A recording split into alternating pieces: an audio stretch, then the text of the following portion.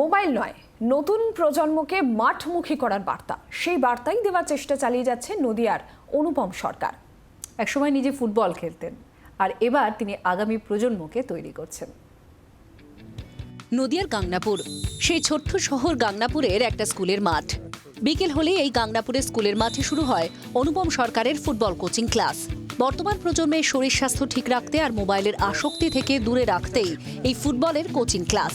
কোনো রকম পারিশ্রমিক ছাড়াই বাচ্চাদের মাঠমুখী করতে নিয়মিত ফুটবল প্র্যাকটিস করিয়ে চলেছেন অনুপম। মূলত পকেট থেকে দিয়ে চালাতে হয়, আমাদের খুবই কষ্ট করে চলে। বল কোন ইকুইপমেন্ট সামগ্রী আমি আমার কিছু এর ওর কাছ থেকে চেয়ে বা কখনো আমি যদি কোনো অনুষ্ঠানে অতিথি হিসাবে যাই বা কিছু, সেসব জায়গা থেকে এইভাবে ম্যানেজ হয়। আর কোচেদের মায়নাটা অলমোস্ট পকেট থেকেই যায়। কয়েকজন বাচ্চার গার্জিয়ান আছে এখানে যারা প্র্যাকটিস করা শতকরা তার হয়তো 20% বাচ্চা, 100 জন যদি গড়ে প্র্যাকটিস করে তার 20 জন মতন বাচ্চার গার্জিয়ান আছে যারা কিছু মান্থলি হিসাবে দেন, এবং তার থেকে আমাদের কোচেদের কিছু গাড়ি ভাড়া পারিশ্রমিক হিসাবে আমরা সেখান থেকে দেওয়ার চেষ্টা করি। কিন্তু সেটা খুব যৎসামান্য, সেটা যা ওঠে তার সাথে বেশ কয়েক হাজার টাকা পকেট থেকে প্রতি মাসে দিতে হয়। কচিকাচাদের মোবাইল থেকে দূরে রাখতে তাদের বুঝিয়ে মাঠমুখী করেন অনুপম। একসময় ভারতের জাতীয় ফুটবল দল ইস্ট বেঙ্গল ইউনাইটেড স্পোর্টসের হয়ে খেলেছেন। এখন স্বপ্ন দেখেন তার কোচিং সেন্টার থেকে ছেলেরা বেরিয়ে বড় ক্লাবে খেলুক। সেই স্বপ্ন কিছুটা হলেও বাস্তবে পরিণতও হচ্ছে। আমার আজকেই 3টে ছেলে আন্ডার-17 ইস্ট বেঙ্গলে সই করলো। এবছর বাংলা যে দলটা জিতে আসলো সেই দলে আমার সায়ন ঘোষ বলে একটা ছেলে আছে, রেগুলার সব ম্যাচ খেলেছে, ওকে ইস্ট বেঙ্গল সই করেছে।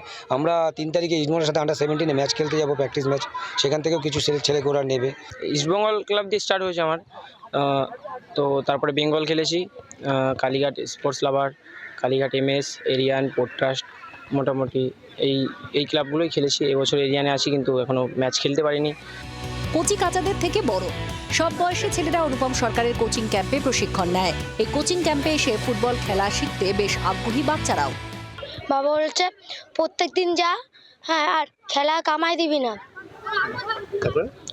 আর মা বলে যদি খেলায় কামাই দিস তাহলে খেলা বন্ধ করে দেবো।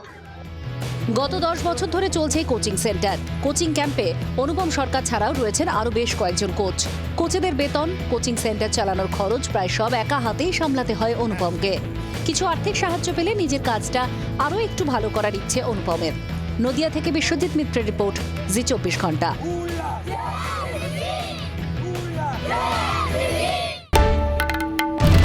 বাংলার আওয়াজ, বাঙালির আবেগ, জি 24 ঘন্টা।